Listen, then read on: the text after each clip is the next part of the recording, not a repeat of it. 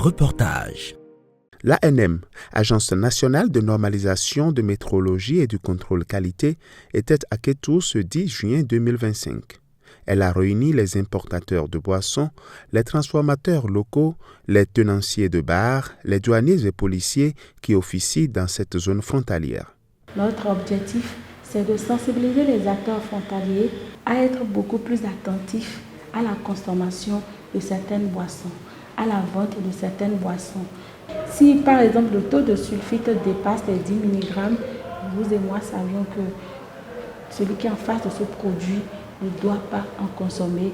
Les sulfites sont des composés du soufre souvent utilisés comme conservateurs dans les boissons pour prévenir la croissance de micro-organismes et prolonger la durée de conservation.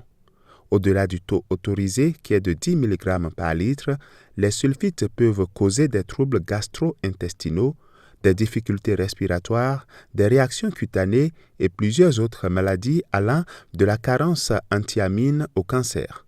Malheureusement, le constat sur le terrain est amer. C'est suite à des résultats d'analyse que nous avions constaté qu'il y a certaines boissons dont le taux de sulfite dépasse 10 mg par litre. Il s'agit de prévenir la santé de nos populations à travers la sensibilisation que l'agence organise chez nous ici aujourd'hui. Tout ce qui touche à la santé touche au développement. Il n'y a pas de développement sans la santé.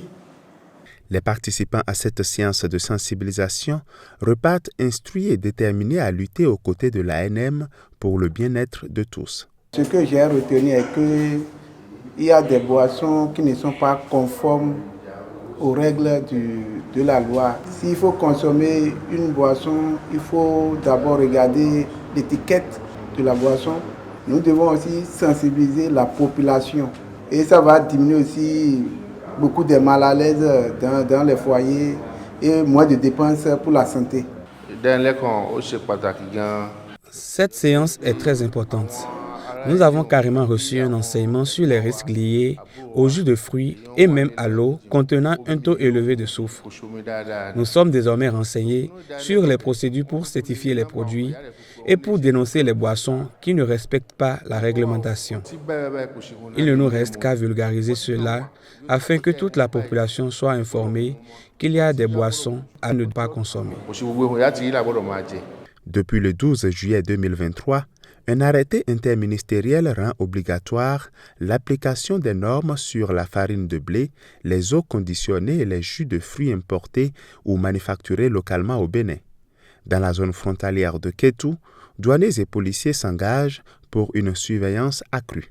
La sensibilisation a été faite et je suis certain qu'elle va continuer au niveau de chaque acteur.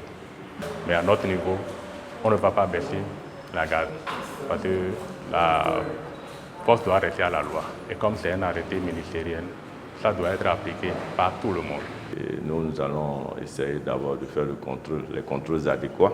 Donc, quoi qu'il en soit, je pense qu'à partir de cet instant où on est là, on va passer à la phase opérationnelle, à la phase active, à la phase de répression, mais tout en continuant bien sûr la sensibilisation. La population est aussi exhortée à veiller au grain. J'invite la population béninoise à faire beaucoup plus attention lorsqu'ils sont en face de certains produits, lorsqu'ils sont en face de certaines boissons. À ceux qui commercialisent, je leur demande de se rapprocher de leurs fabricants ou de leurs fournisseurs pour qu'ils puissent respecter les exigences réglementaires. L'Agence nationale de normalisation, de métrologie et du contrôle qualité, ANM, est garante de l'application des normes de qualité sur tout produit de consommation.